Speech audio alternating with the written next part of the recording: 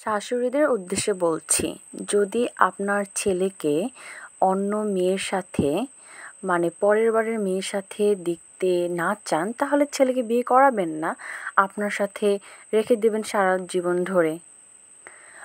অন্যের বাড়ির মেয়ে তার হাজব্যান্ডের সাথে, আপনার ছেলে তার হাজব্যান্ডের সাথে ঘুরতে ইচ্ছে করবে, খাইতে ইচ্ছে করবে, অনেক কিছু ইচ্ছে করবে।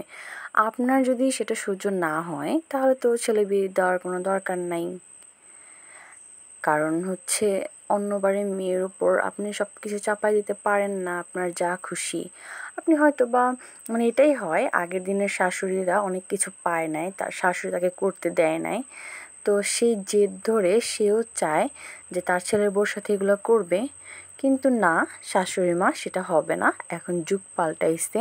এখন চাইলেই আপনি একটা মেয়ের উপর যে কোনো ধরনের বোঝা চাপা দিতে পারবেন না।